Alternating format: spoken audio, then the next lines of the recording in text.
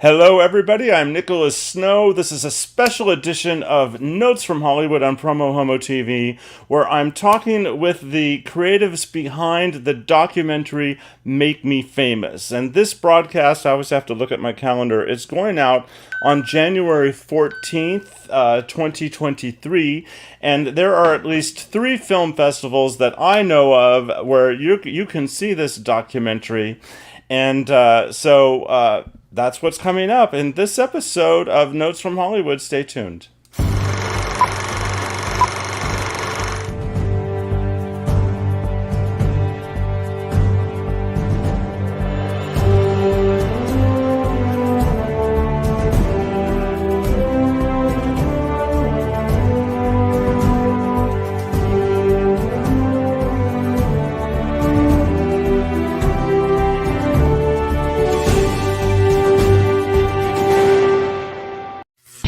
The East Village was ours because nobody wanted to live in the East Village. It's scary to a lot of people.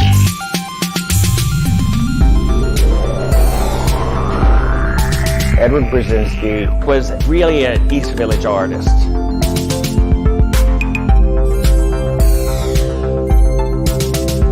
The premium was on who can do the most creative things. That was all a big play show. The Little Rascals, when the kids get together and they make it out of barnwood. That's what it was.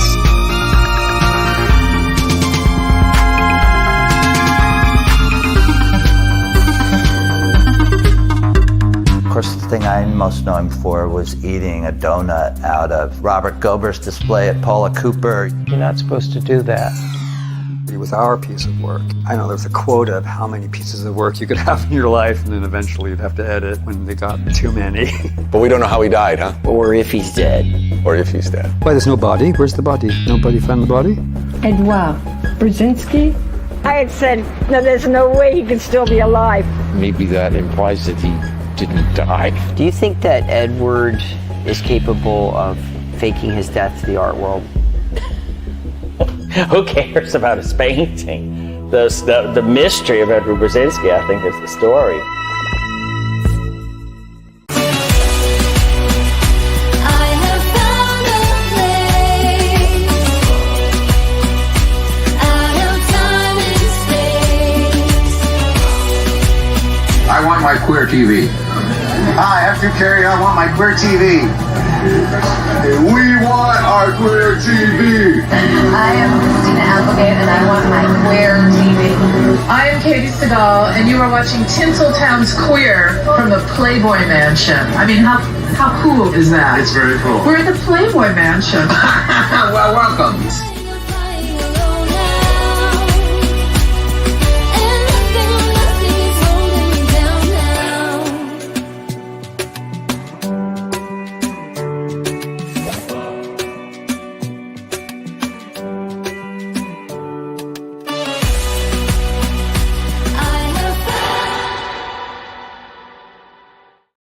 Yes, you just saw footage of me in my new opening that's about 30 years old. I think it's relevant that I would have footage like that at the beginning of a show that also features documentary filmmakers who themselves have put together amazing historic footage.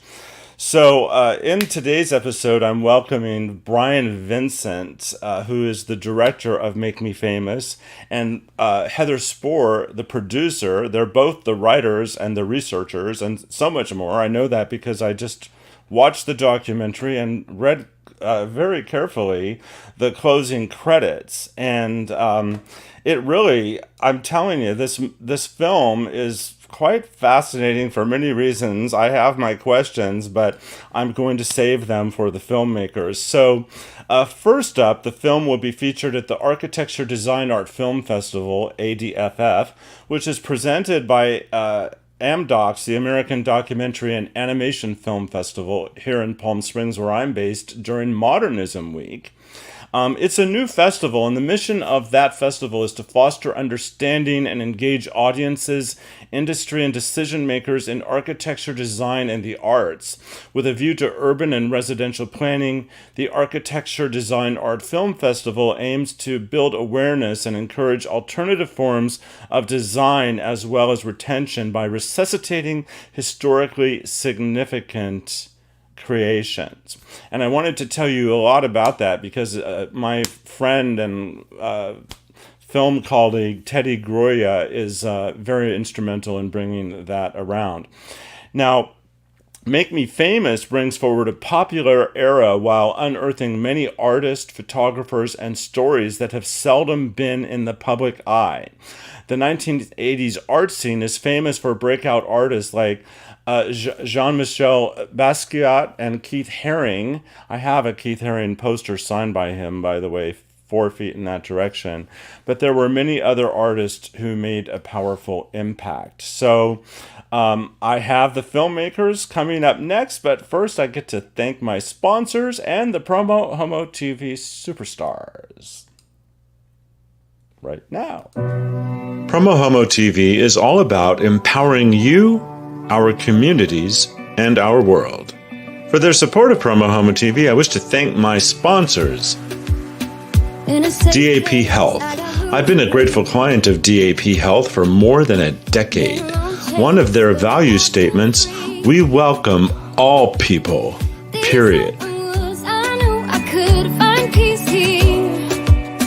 Nothing like the city we're at. Got tired of the running. Willie's Modern Fare, 1501 Uptown Gastropub, and 849 Restaurant and Lounge. 3 restaurants, unlimited flavors. Shouting out to my media partners. Pink Media, amplifying PromoHomo.TV across the Twitterverse with their hashtag I Love Gay campaign. David Perry and Associates, a PR and marketing firm. GayDesertGuide.lgbt. And KGay 1065 Palm Springs, available worldwide. Ask your smart speaker to play KGAY. And last but not least, the PromoHomo.TV superstars who voluntarily subscribe to the free content at PromoHomo.TV for as little as $1 a month. Join them at patreon.com/PromoHomo.TV. Meet many of them at PromoHomo.TV/superstars. Now here's how you can step up to the plate. To find out how you can help me empower you, our communities, and our world, visit PromoHomo.TV/empower. Thank you.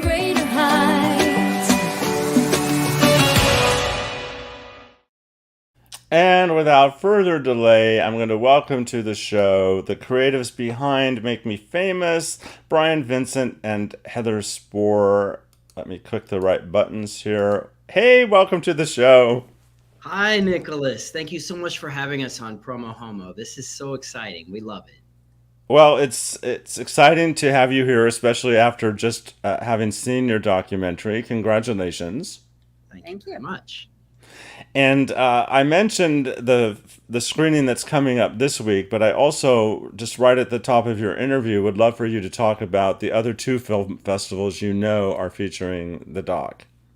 Well, I'll let Heather tell you the exact dates, but the other 2 are actual theater releases. We're being released worldwide. I'll let Heather describe it. Yeah, we did about 12 film festivals, and now we're kind of doing a theatrical screening event, and we're going to start at the Hot Docs Ted Rogers Cinema in Toronto from January 20th to February 1st.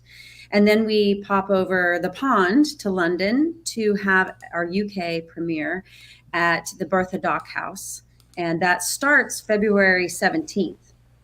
So, well, congratulations on your theatrical debut. I know that is one of the big goals of a filmmaker to make it that far, so good on you. So tell me about how the 2 of you met and married, and I'd love to know your personal backstory. Heather was on Broadway for over a decade in Wicked. And I'm an actor, studied at Juilliard. I've been in different movies and plays and whatnot. And we both lived in Hell's Kitchen. And I saw her coming and going. And at one point I saw her. I saw him. I saw her gardening in a tree well. And I developed an interest in horticulture immediately. And then I went over and introduced myself and tried, help her out or whatever. And she just amazed me that she would be cleaning up the neighborhood on top of being the most beautiful woman I've ever seen. Well, you're talking my language. Yes. Well, it was almost like dating someone at camp, but as an adult, because we lived just one building apart. So we were in a brownstone. I was on the 5th floor. Brian was on the second floor. And there was one building in between. So of course, I called upon him to bring the milk or because I was up 5 flights and Brian was right there. And he was just very helpful and wonderful. Actually, a friend Jacques introduced us. And he had a business on that block called Shop Studios, and if it wasn't for him, we wouldn't have fallen in love, probably. Yes. Well, it sounds like a movie in and of itself. I'll tune into Netflix for that one. Maybe you can play yourselves. How did the two of you become filmmakers? We're both actors, and I would say more, I was in between jobs because Heather was regularly working on Broadway. I've been in a number of independent films throughout the years, and I always sort of trailed the director around asking questions. And I wanted to be a filmmaker all the way back I'd say around 2010. And Heather mentioned my friend Jacques, who owns this place called Shop Studios, which is in New York, which is a sort of a pseudo TV studio. And I told him I'd really like to be a filmmaker. And so he challenged me to direct a web show, which was called allgoodnews.tv. And I learned to work with crews of people. I learned to edit. I learned about just about every feature you could think of, including we were filming corporate videos and whatnot. And so anyway, I learned that craft, and Heather and I approached Heather. I thought that this would be a brilliant documentary and that we should invest in this. And Heather said yes. Yeah. Well, go ahead, Heather. Originally, Brian wanted to write a play about artists. And, he read all the books about the Lower East Side art scene, and he started interviewing people because he felt really that it was an important thing. These were real people. We should really get the story straight and have some realism in this play. And it didn't work as a play, but I mean, he must have listened to those audio tapes like 5,000 times of these really cool punk creators, and they basically they were living this crazy life, and the Lower East Side downtown art scene was just probably one of the most important creative experiences in our lifetimes. And Brian just said, well, why don't we make a documentary? How hard could it be? And so what fascinates me, I'm going to bring up this screenshot again. Really what fascinates me about this documentary is that it's a documentary about somebody most people have never heard of, which is one of the things that's revealed in the documentary. There are a lot of the people you interviewed that are sort of perplexed. And it's described as an irresistible exploration of a little-known painter's legacy and mysterious disappearance from the iconic 1980s downtown art scene in New York.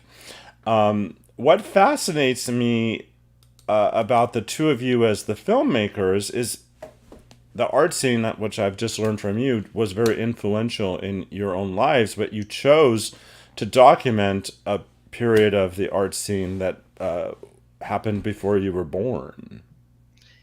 Well, we were born by then, but we didn't get to experience it. And thank you for that, by the way. The thing that really inspired us is that it was a time where it was communal, where the artists performed for each other. The musicians got together with the painters, got together with every kind of artist that you can imagine, and they entertained each other. And it didn't require money to do it, and there wasn't really money in it. And so the whole idea of it for them was who could be the most creative, and that's what shone through, and not who had the most money and could I could take make a project that costs a lot of money and impress you, like so much art is like right now. And so we recognized as a couple of artists, actors, that was a scene that we were interested in. I'm not saying we're artists. I'm just saying that we're just drawn to art. We absolutely love it. And that's why we did this piece, was because it was both that Brezinski inspired us. No one knows, basically no one knows who he is. And the other people from the scene, they were so excited to talk about him, but their jaws just dropped because they hadn't thought about him in years. And it had never occurred to them someone might be interested in Edward. He'd been gone for so long. What is your Instagram handle? Because I want to put it on the screen. We're at Make Me Famous Movie on Instagram and Facebook. Okay, so the reason that I wanted to put it on the screen is generally when people are on my show, they reach out to me, but I feel like I strongly remember somehow seeing your Instagram account and reaching out to you, saying, "Oh, let me know if you ever want to be on my show." And I'm glad you ultimately, am I remembering that correctly? Yes, you are. So I'm really glad that you actually did reach out to me. So we're not going to give away the film, but there was a particular, one of the things that I'm impressed with is that there was a particular interview you wanted to do with the artist that created the bag of donuts. Mm-hmm. And you couldn't get a formal scheduled interview. So you showed up at an event where he would be doing a Q&A and got the interview that way. And I love that you did that. Thank you. Yes, we had to hear from Gober. In this movie, I had envisioned it sort of as the painters versus the conceptual artists. And that is sort of what happened. But I was surprised by the end. I came up with an answer to a question that I was asking myself that was different than I had expected. I had thought when I first started that the painters surely had one up on the conceptual artists, but I'm not so sure anymore. But I think that comes through in the movie. Now, I'm not good at remembering the names of the people, but you have two people that are in your film throughout most of it, including in the final scenes in France. Would you tell me their names? So that would be James Romberger and Marguerite Van Cook. And we went to the Côte d'Azur with them to find out what happened to Edward in the south of France. And how did they first come to know of you and the fact that you were making this documentary? How did that introduction occur? I barged in on them at one of their shows, and I asked them a bunch of questions about Edward, and they were so delighted to hear about him. They used to represent Edward, and so I told them I was very interested in making a play about Edward, and so that began a friendship. But we often went to the shows, and we still do, of all the artists from the movie that are doing shows, and that's how we got to know them really well. And so there was a lot of research that went on before we filmed this. It went on for about 3 years where we got to know the whole community. Well, it was fascinating to get to know how the relationships evolved between you and some of the subjects of the documentary. The most poignant section of the documentary for me personally was the impact of AIDS on the artistic community and the haunting image of the individual that jumped out of his building onto a spiked fence to his death. I mean, that was when and how did you come across that story? We were very blessed. I had originally wondered how would we ever illustrate this movie. We came across that story actually from James Romberger and Marguerite after we got to know them over quite a lot of time. But I knew that needed to be illustrated, I thought, by James Romberger himself. So you can see in the drawing the pain that James still has about it, and that we also had original art made for the movie by Richard Hambleton, who's called the Shadow Man. Sometimes they call him the Godfather of street art. And in the same sense, we had art tell the movie because Edward became sort of a shadow and on the fringes. And though we didn't have any archival of him late in the movie, we made up for that by using this original art made by the people who knew and loved Edward. And I think that story came out, honestly, I think we really didn't talk about that until in the moment when we were traveling together and I was shooting them and we were walking through the streets of Nice and talking about, we went into this church that we just happened upon, and I just pulled out the camera and they just kind of started just being really raw about, Edward did a lot of church scenes, like like pastoral, paintings. And I think that it touched upon them because we saw a certain painting that was very similar to what Edward was trying to do, but in his neo-expressionist, manner. And it just came out at that story. And it was just so heartbreaking to really learn, you hear a lot about how devastating AIDS was to the 80s art world, to the theater world and the music world. But the art world, particularly, we got a lot of people that told us about how it was really just all death all the time for a period of time. You'd see one person on the street and then literally the week after you just never saw them again. And so that was just right in the moment. And so we have the background of like singers behind us, which, we just had to incorporate the way it was in the film because it was so touching.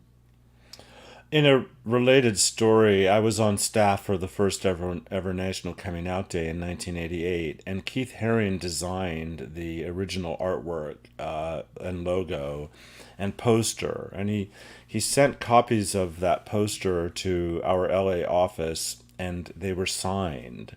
So literally over on this wall to my right, I have the Keith Haring National Coming Out Day with his printed signature, but with his actual signature. That's fabulous. So that's my powerful connection to the 80s art world as it equates to losses, from the AIDS epidemic. So I have to tell you, I'm a bit surprised that this documentary doesn't touch more overtly on the cost of alcoholism. Mm-hmm. It's subtle.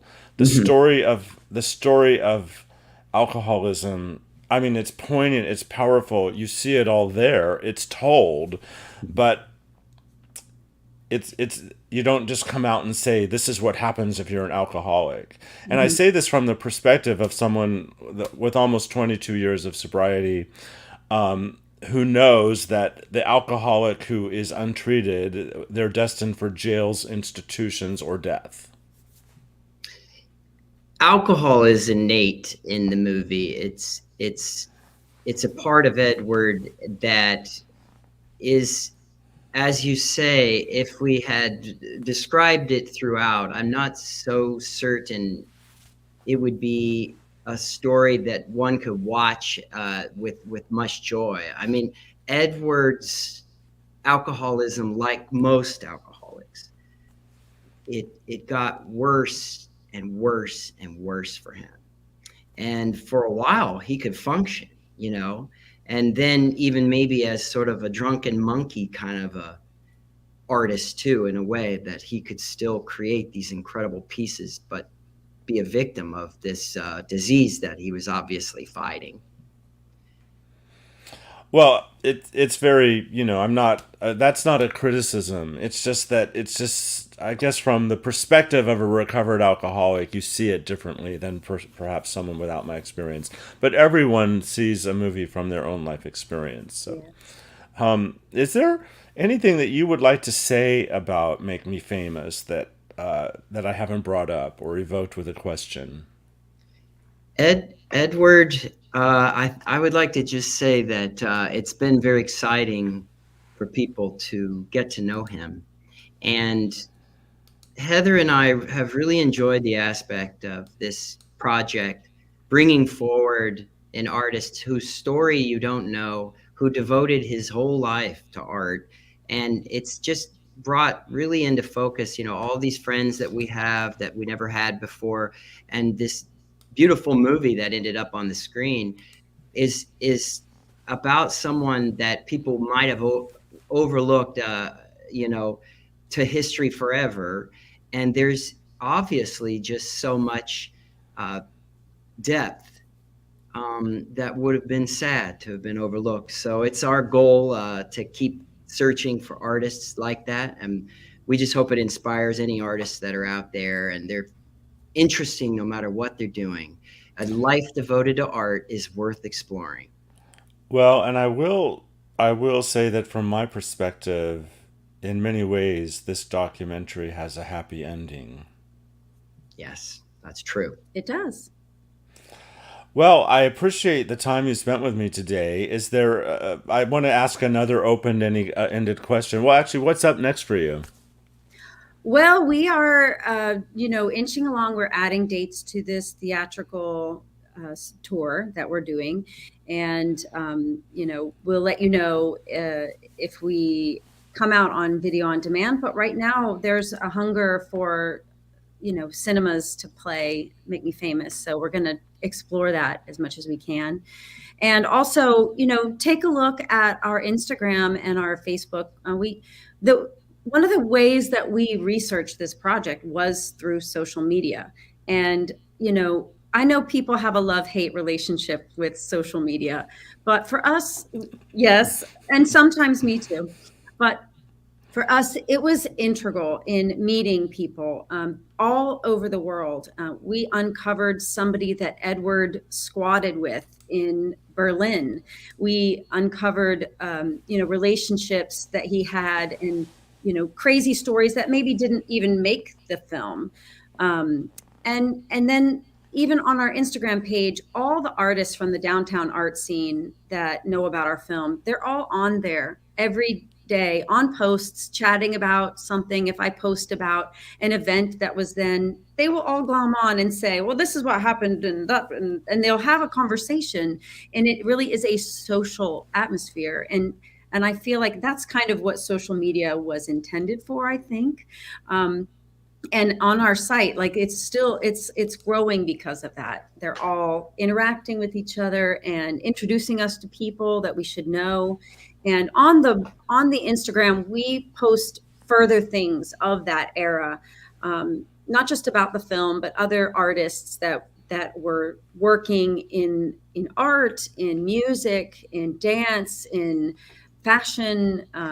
And so we want to kind of make it like a humanities class about the 80s downtown art scene, and all that it encompassed, because it was just this beautiful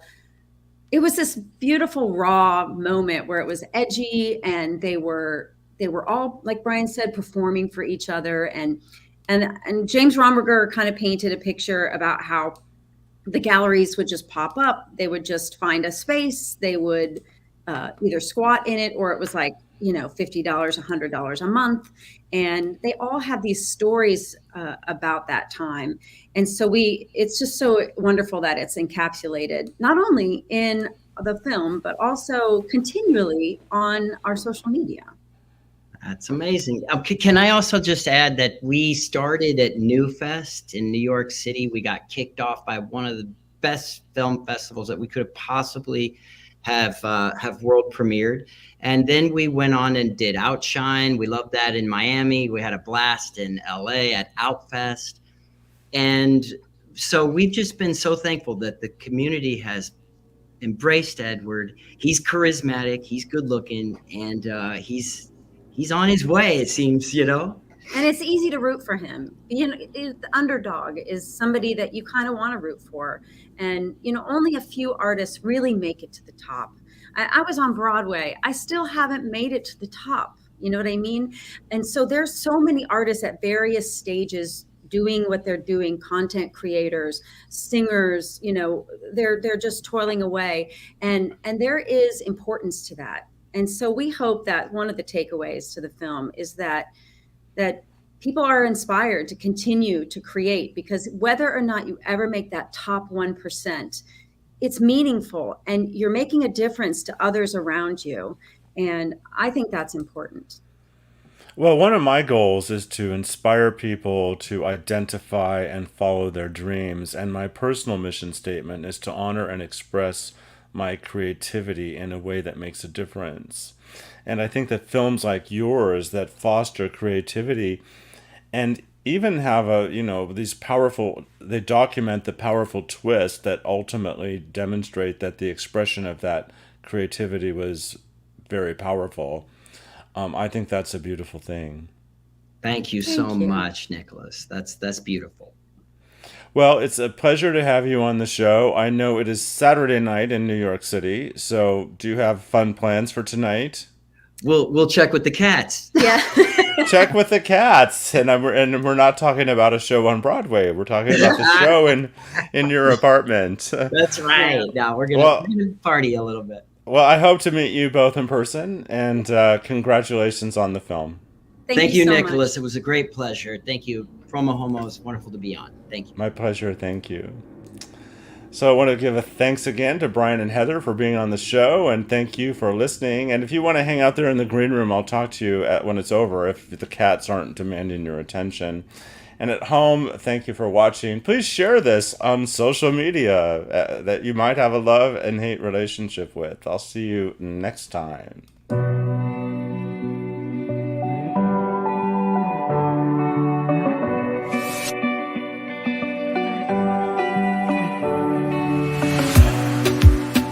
In a safe place, I got room to breathe. Been a long chase, but at last I'm free. These open woods, I knew I could find peace here. Nothing like the city where I got tired of the running, the catching up. I got hungry for the stunning high mountain tops. So I made some plans, some dreams to catch, to promised lands, to find my path, see the planet from greater heights. I have found a place out of time and space,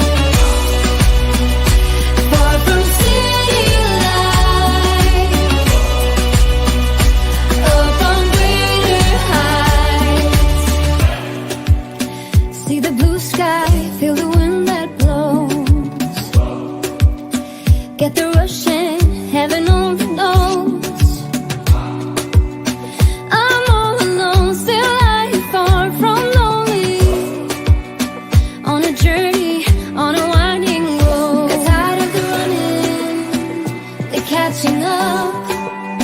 I got hungry for the stunning